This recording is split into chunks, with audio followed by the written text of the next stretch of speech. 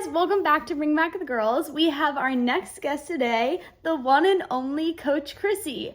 Someone asked me on my Instagram, who is your dream guest on your podcast? And one of them was Coach Chrissy. And I'm so excited that I was able to get her on and chat. I haven't talked to her in a while, so it was just nice to catch up. Chrissy is our first original shooting star to be on the podcast, so she has incredible insight on what it was like to be the first shooting star team, which is so cool. I had so much fun catching up with her about the Twinkle days, Twinkles Chasing Perfection, and how that came to be. It's just such a great episode. Oh no, Arlo. It's such a great episode. I'm so excited for you guys to see it, and we'll get right into the video. Well, welcome back, everyone. We have our next guest, Coach Chrissy. Hi, Yay! everyone. I'm so excited to have you on because you were my first coach ever at World Cup. I was so excited when you DM'd me and said that you would like to come on.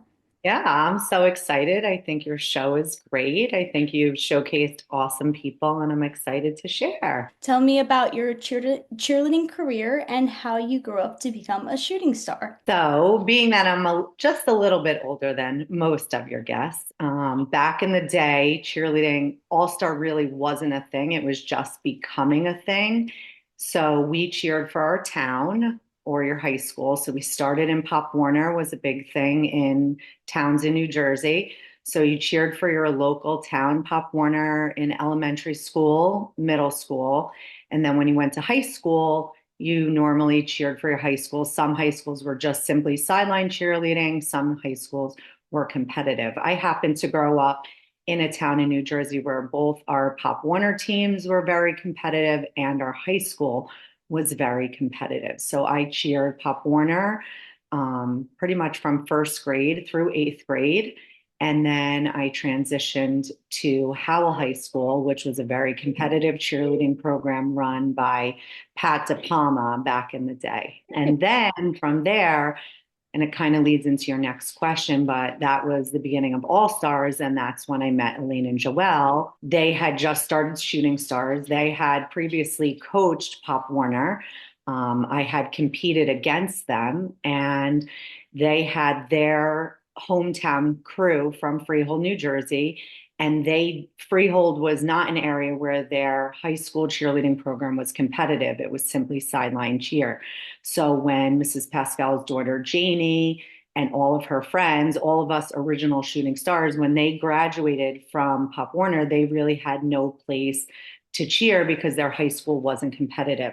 So that is what drove Elaine and Joelle to kind of start World Cup. Really, that's why it started, was to have a team where Janie, Denise, Marie Trina, Lisa Tighe, all the originals had a place to cheer. And then they kind of went around to all the different towns around here and kind of scoped out bases, backspots, flyers, and people that would be interested because it was a brand new thing. Having to pay to cheer or go, to rent a space to cheer or do anything like that was all brand new and kind of unheard of. When they started it, they had asked me to come over with some of my friends. We went over, and was kind of the beginning of Shooting Stars. I was a base my whole career. So then I went to Clemson University, and at the time they only had a co-ed team, and I was not a flyer. So I did not cheer in college. And then soon as I graduated, came back in 2001 and started coaching. I've never heard that whole back. I've seen some clips of like Elaine and Joelle like talking about, how World Cup was built, but hearing your perspective, how they were able to like go around. Yeah. I actually did Pop Warner as well. I was a Pee-wee Poodle at one point, We and were the Howell Lions. ooh, I love it. Yeah, like a little poodle and everything. And I love Pop Warner. What were the skills like back then? Really back then, because not as willingly to share, but in 1994 to 1997 in New Jersey, and being the first All-Star program, we actually had a lot of skills for that time. We had a handful of fulls, which that was like our claim to fame in New Jersey back then, because hardly anybody, if anybody, had fulls. And if you remember, it was on a dead mat. There was no spring floors. We trained on a spring floor because World's Cup originally trained out of a gymnastics gym. So we were training out of a gymnastics gym called World Cup in Marlborough, New Jersey. And we trained on a gymnastics floor. And the gymnastics instructors that coached bars, beam floor were our tumbling instructors. So they originally taught us our tumbling. Almost everybody at least had a back handspring, some standing tucks, round of handspring tucks, a lot had layouts and then some fulls. I mean, you were talking stunt wise, you're talking full extensions. We did chair sits. It started to evolve a little bit more in the second and the third year, to full twist cradles, double downs. My younger sister, that was also a shooting star, she came on, she's 4 years younger than me. She was one of the first to come through and start like with the specialty to full, whip through to full, the punch runs through to fulls, and then started the doubles. But that was really after I graduated. Cheerleading is kind of crazy in that way that it kind of progresses each year. I mean, even now I can't even keep up with some of this. Right, right. And back then it seems like it progressed fast as well. If you think back then, we weren't all music at first. We did cheer and music. Yes, Jo- yes. Joelle always recites the words to our first cheer. And then it was cheering over music. And then that cheer portion eventually went away. What about the uniforms? So we thought we had the best uniform ever in 1994 because, when you came from high school, even Pop Warner, it was very plain, very simple. The uniforms really weren't fitted to you because you would borrow them basically for the season and then turn them back in. So when All-Star started, that you bought your own uniform, you didn't turn it back in at the end of the year. We were black, gold, and white, so the gold and the stars. But our first uniform, it still hangs in the Shooting Star Arena, was a one piece. We wore a black bodysuit underneath, but it was a white one piece. And it said World Cup like on a slant. And we had the pleated flyaway skirt, which was like the best thing ever. And it was white on the front and then the black underneath. So when you flipped or danced or did anything, when those pleats went up, we thought it was like the fanciest, best thing ever. Definitely no sparkle. There was no rhinestones. There were no Swarovski crystals.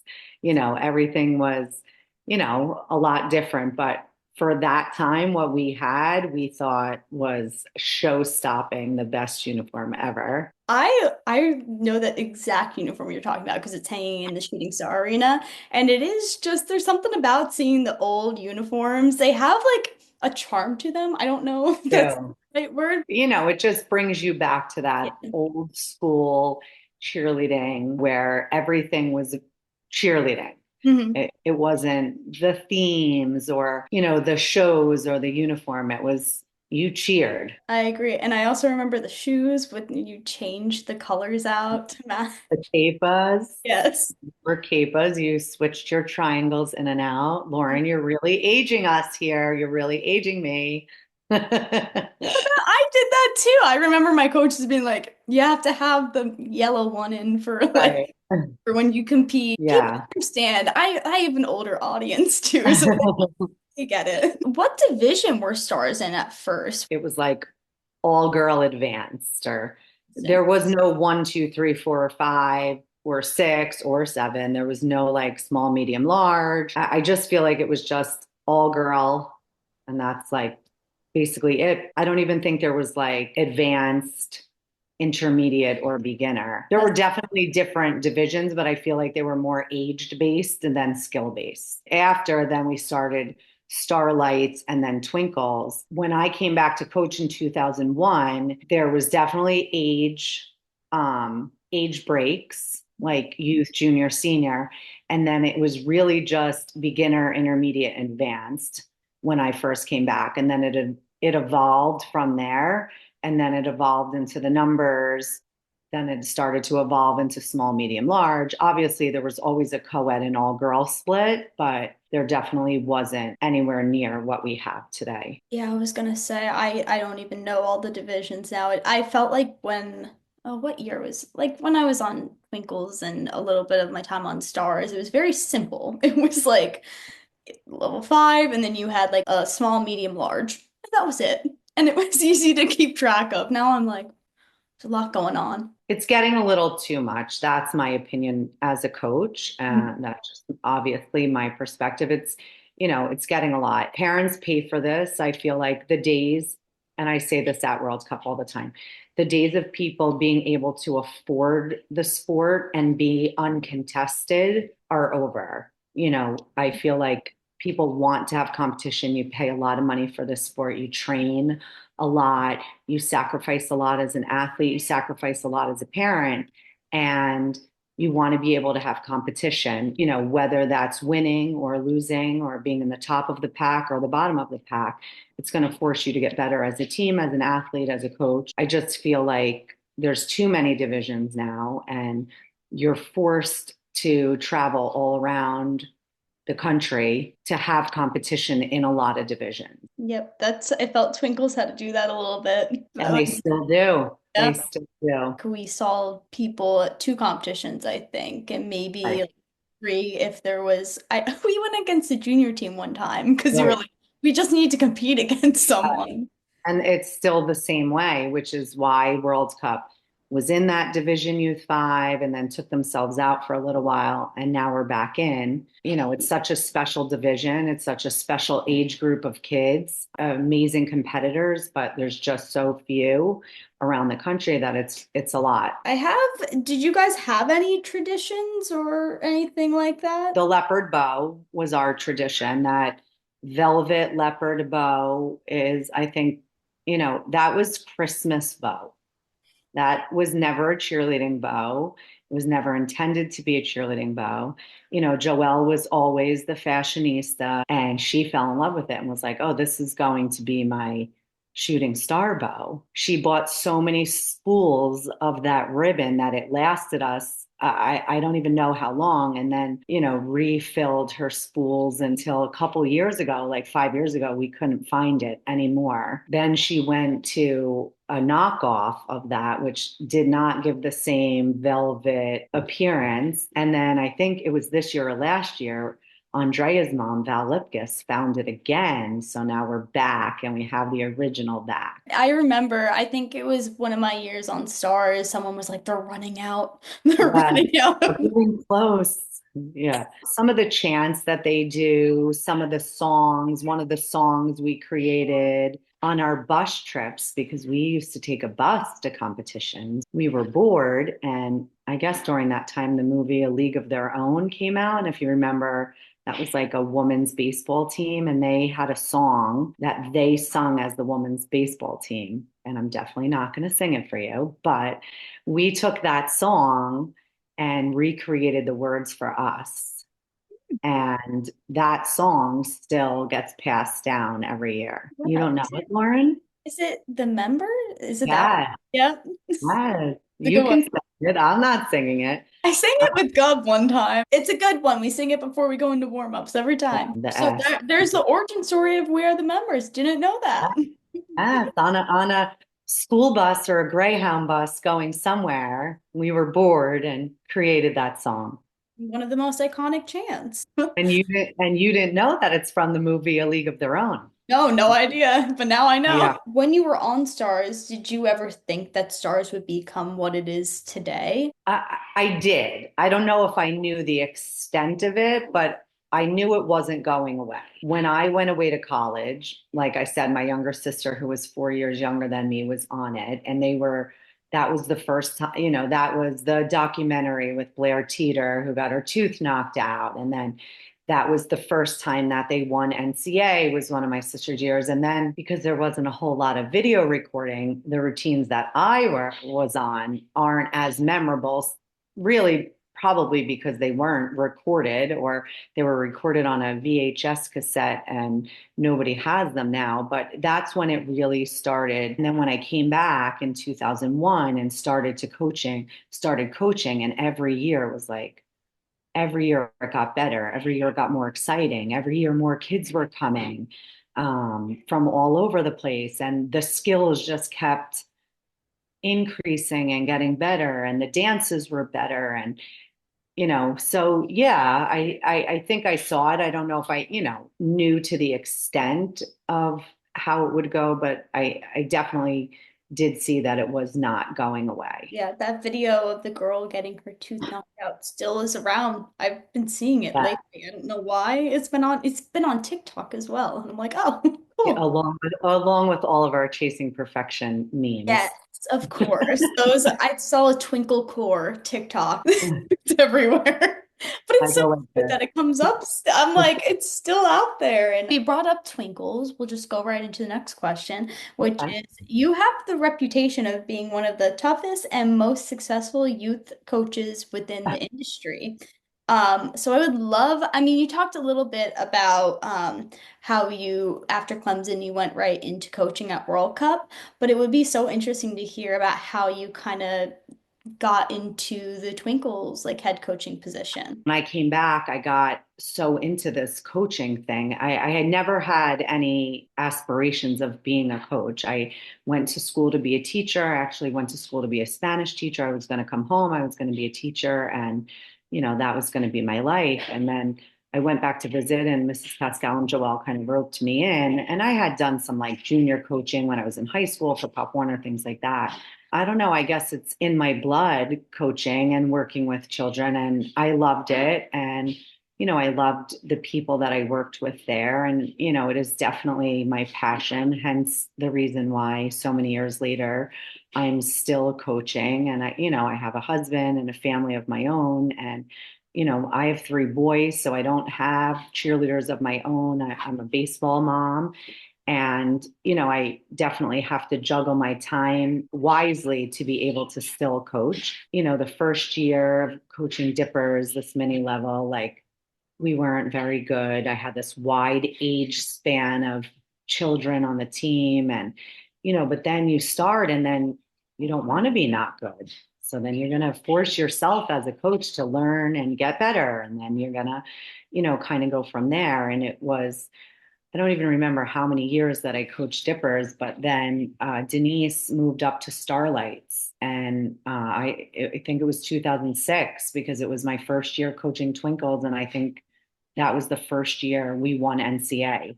And it was Chris Johnson and I coaching together. Then the program changed, people get married, people have kids of their own. And then I kind of always stayed the staple on Twinkles. And, whoever I coached with, it was Mark Mazzucchelli for a long time. I had worked with Chris Johnson. Then it was Dana, who's in the video with me. Then it was Kevin for many years. There was like kind of a revolving door. Everyone would stay for 2 or 3 years, and then they would move up to a senior level 6 team. And I loved coaching Twinkles. I never really wanted to leave to go to a world's team or go to an older team. I loved that age group, and it's really still to this day for all the things that I say in the Twinkle documentary. Like when you coach girls and boys at that youth age, and they're, even if it's raw green talent, like there's nothing that's going to stop those kids at that age. They have no distractions.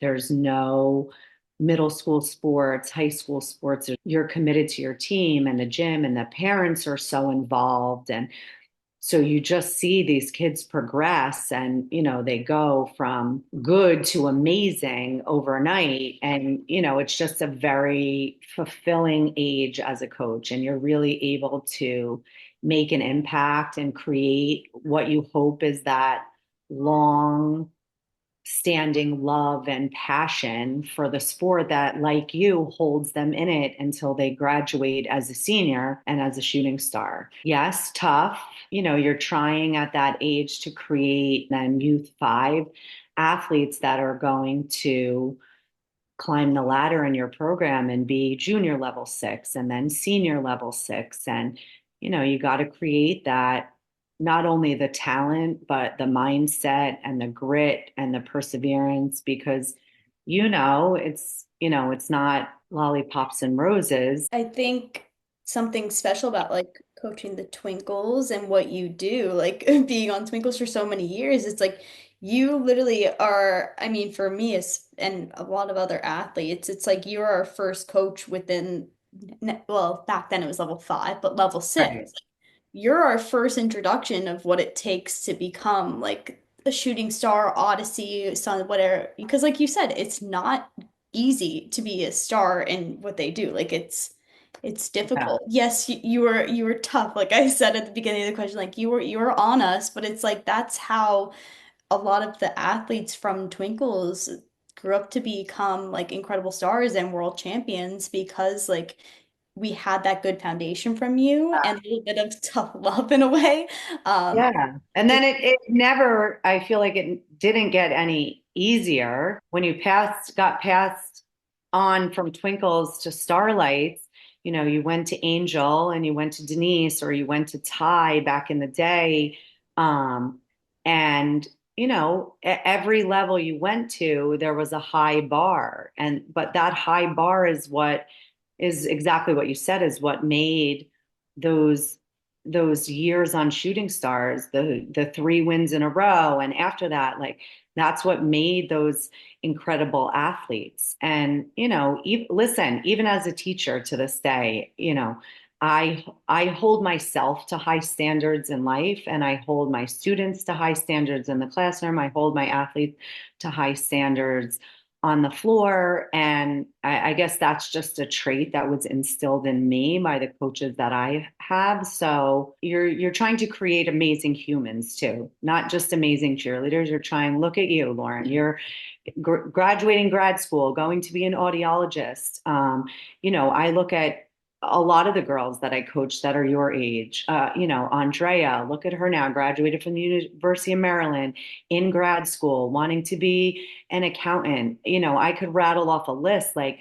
we created amazing humans back then that are amazing women now. And I'm sure some of the guys that we had on our teams that have fluctuated through are amazing men now. Tough love is the way that, that's how you learn to persevere. And that's how you learn to become a better person, because you're not going to go to college and grad school and have everything handed to you on a silver platter. You're going to go through tough times, but you got to be able to know how to cope with those tough times. Yeah, I was talking to Andrea about this. I think you guys do a great job of like exactly what you said, like preparing us for the real world. Didn't just get the interview, like I had to go out and reach out to people, like advocate for myself. Even this this sounds weird, but just like going and approaching you about a situation like at practice, just being like, "Hey Chrissy, like what can I do better?" Like I don't think I would ever develop that skill within unless I didn't have cheer. You know me, I was a very shy kid. I didn't talk, I didn't speak my first couple of years on Twinkles. I was just like, you tell me what to do and I'll do it. My third year on Twinkles, I kind of stepped into a leadership role and I was able to come up to you more and I just like developed more. I was able to talk more to you. Yeah. It was And something. you're able, I even tell my kids now all the time, I'm like, I would rather you tell me that, Coach Chrissy, I'm having a bad night. I just, I'm off tonight. I'd rather you be able to advocate and speak up for yourself than think that you can't, tell me, or you don't want to talk, or you're afraid to talk. You know, you want to keep those lines of communication open, and it just makes for a better environment altogether. And I When think, you're teaching them how to speak for themselves as well, which is a trait they're going to need for the rest of their lives.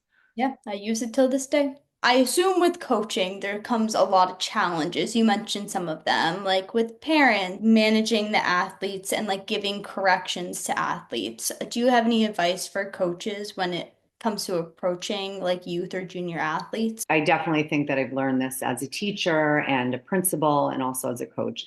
The better relationship you make with your athletes and your parents, and the better you get to know them, especially now, because there's not one athlete on your team of 22 or 30 that is, made up the same way. And kids aren't the same as they were when you were a twinkle, and they're certainly not the same as they were when I was a shooting star. And, the world is a lot different of a place. So the better you get to know your athletes and what makes them tick and how they each individually need to be coached, the more successful you're going to be. And I really think that goes for the parents as well.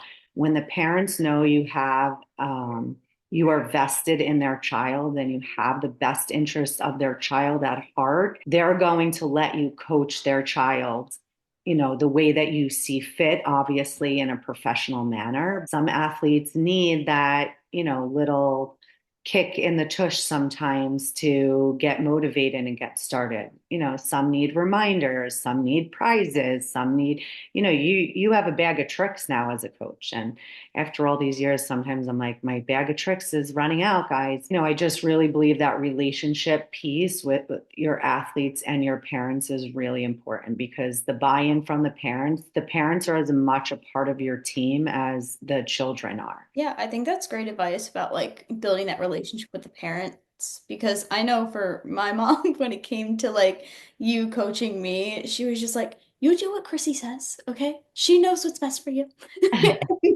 And so like if I got a correction from you, my mom like hearing my mom say like trust Chrissy like helped me like take the corrections from you in a way. It like helped a lot, especially younger athletes because Right, we always are looking up to our parents or right, listening to our parents and what they're right, saying. right. It's very 100%. helpful. Yeah, I think that's great advice. All right, we can go into maybe one of your favorite memories as a coach. I mean, my favorite memory as a coach is the first time that Kevin and I won NCAA together. When we were trying to build the Twinkle program, we always idolized and looked up to Cheer Extreme. Hmm. And, Kenley was on the team then, and, we could never beat the Cheer Extreme Butterflies, like ever. They were so amazing, and they were. And every year we'd be like, all right, they're better than us. All right, and, we just kept pushing and pushing because that's what we do, and growing and,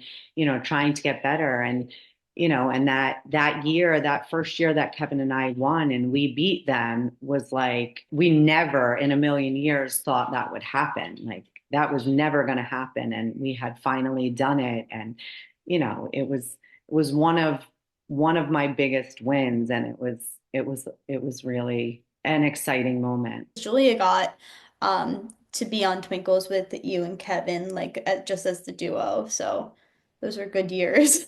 Ah, yeah. Yeah. Kevin and I are a good pair. Trying to think of my favorite Twinkle routine that you two coach. The zero to hero, I think your sister Yes, was on that yes, that one. with Tommy Nickel. That was the Yes. best. I always love the dance. The Boom Boom dance from 2010 is one of my favorite dances of all time. Uh, I- so now we're going to move into the topic that probably most people want to hear us discuss, which is Twinkles Chasing Perfection. How the documentary kind of came to be and how it became like a Twinkle so documentary. it was never supposed to be a documentary. It was the local newspaper was, and I don't know how they got involved, but the local newspaper was coming to do a newspaper article on youth athletes in cheerleading. And it was just going to be a one-time thing. They were going to come in, they were going to watch us practice, then we were going to show them some stunts, they were going to take some pictures, they were going to interview us.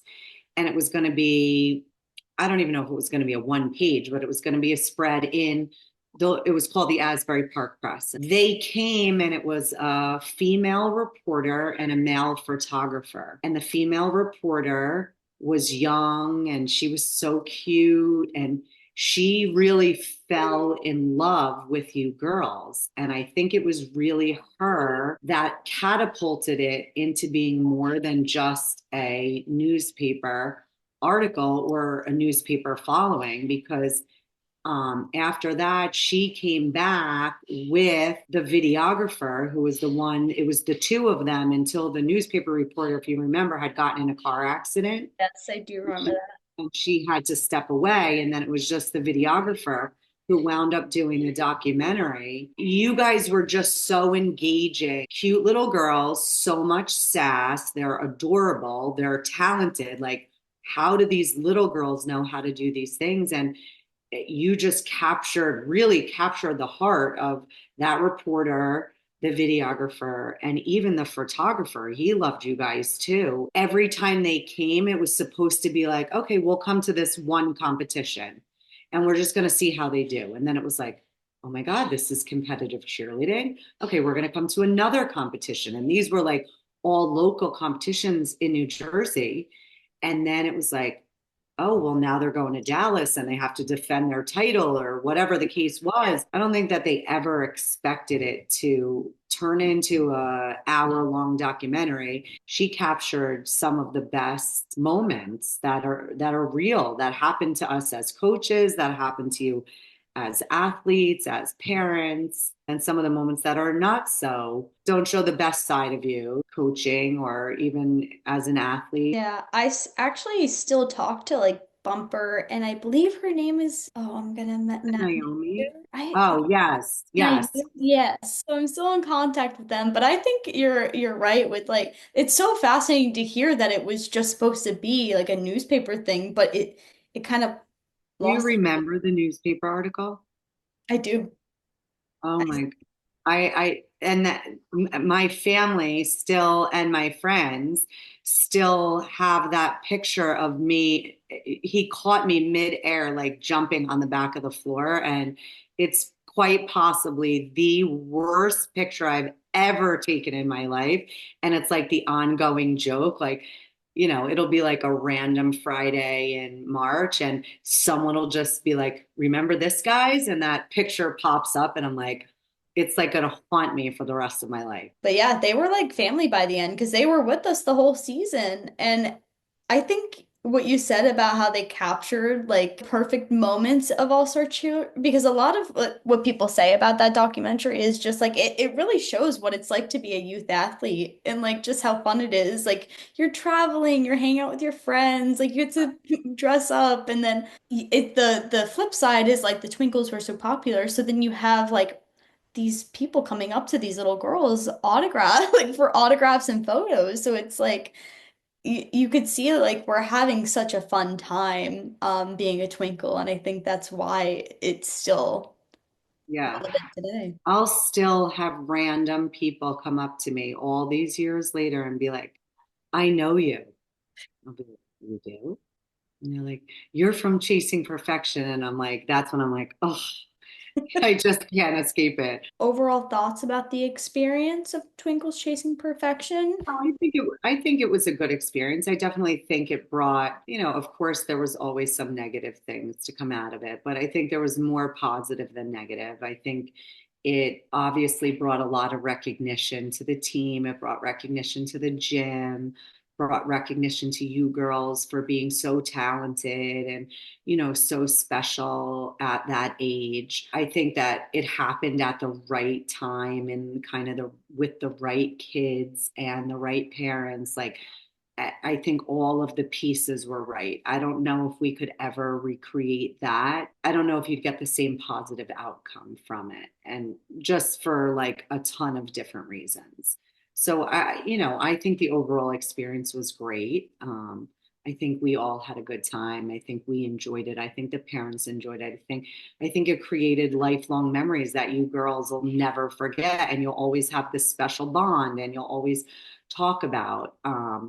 You could run into each other 20 years from now, and I guarantee it would come up in a conversation. Oh my God, remember? It's like the perfect storm. It was the perfect group of girls. It was a perfect group of parents. It was the gym, the team, everything. It just, it really panned out very well. Talking to Andrea and Gianna just about it, it brings back a lot of memories. And that's what I love doing this podcast. It's like I love just talking about everyone's different experiences and what they thought about, Twinkles Chasing Perfection or their experience in the All-Star world, because everyone is different, and it just brings up like such fond memories from years ago. It's kind of crazy how long ago Twinkles Chasing Perfection actually was. Because some of us like we were saying, Tommy, like are getting married. Some girls that I like was on start with, they have children now. So it's just like crazy that we have exactly like this documentary and just cheerleading in general to have to like come back together and just like reminisce about what it was like to cheer together back then. So, although Yeah. I don't appreciate that some of my friends from college were able to just look that video up of me and Oh, they just were able to look the video up. At least they're not passing around that awful picture. that's true. That's true. Would you like to see another Twinkles documentary? Because Twinkles are back this year. I don't think we're ready yet. I think we need a couple of years to kind of rebuild that Youth 5 program, which is definitely our goals. I think it has to be that perfect combination. So I don't know about that. I don't know. I'm definitely torn on that. It's like I never say never, but it needs to be the right timing. Yes, I see. What kind of things do you see in athletes where you're like, oh, they're gonna make it to, those older divisions? That's my goal as the coach is to, train those twinkles. Now it's to train those starlights to, go to be on a senior or six team. I think at a very young age, and it's not all about talent. Of course, talent plays a big part into it, especially when you're looking at going to Shooting Stars or one of our other world's teams. But I think an innate quality is that drive that you have as a young athlete. And, kind of right away, there was never a doubt in my mind that Lauren Preston wasn't going to be an amazing shooting star. We knew that the day that you walked in the door, and, you're coachable, you're driven, you're smart, you want to get better, even as quiet as you were always working harder to get better. Your sister was very similar.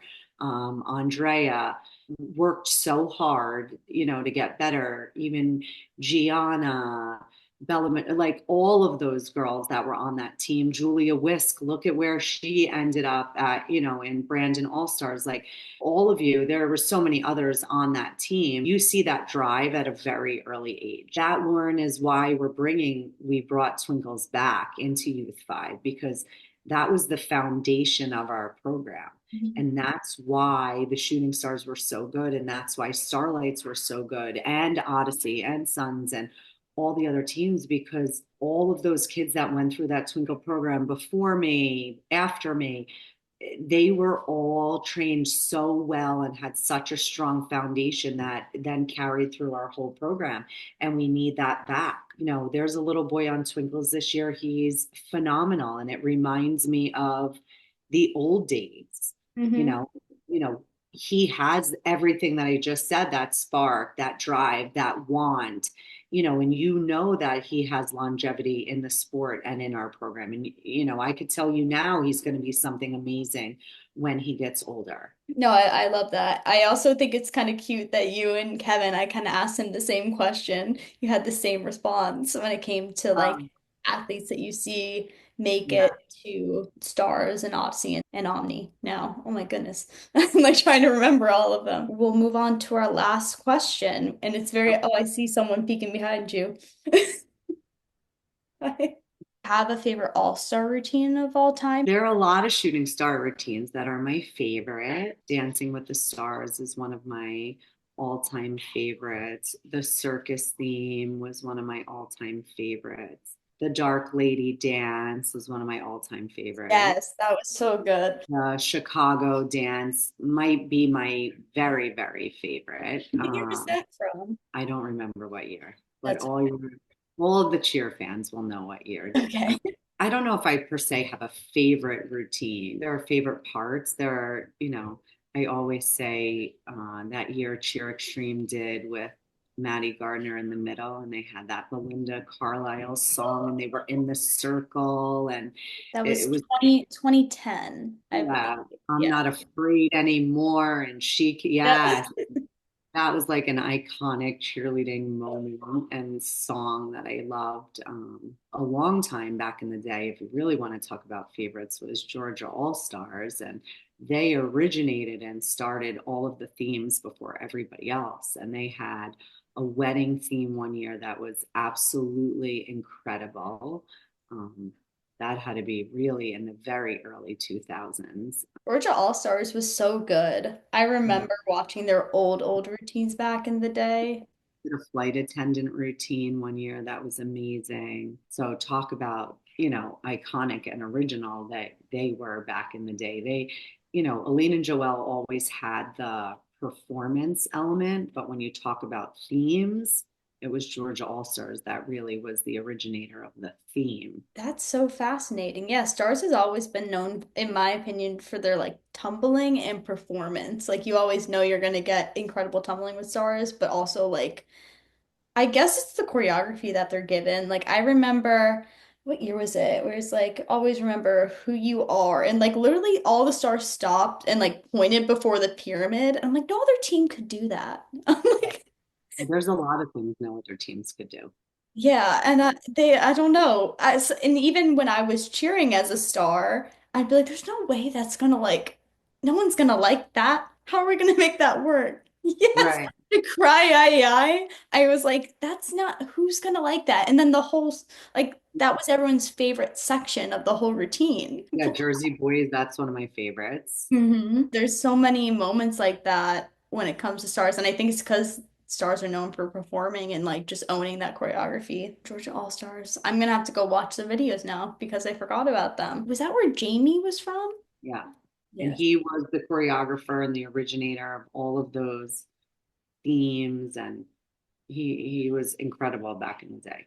Yeah, he was very good. He did the fashionista dance. All right, well, those are all the questions I have for you. Um, yeah, thank you so much for coming on. I had a blast talking and catching up. All Um, right, let's see if I have any of those great pictures to send over. All right, guys, that's all I have for you today. I had a blast catching up with Chrissy. She is the best, one of the best coaches I have ever had the pleasure of being coached by. So, thank you so much to Chrissy for coming on and talking with me about cheer for a long time. I don't know if I'm going to have a guest before Worlds. I'm gonna try my best. School for this quarter is really ramping up because in a couple of months I'm going to my externship. So I'm gonna try my best to get on someone before Worlds, but if not, our next video is going to be me vlogging at Worlds, and I'm also going to post stuff on my Instagram during that time with Cheer Sound. So make sure you're following the Instagram account to keep up with all that. That's all I have for you today. Please like and subscribe. Follow Chrissy on all her social media platforms.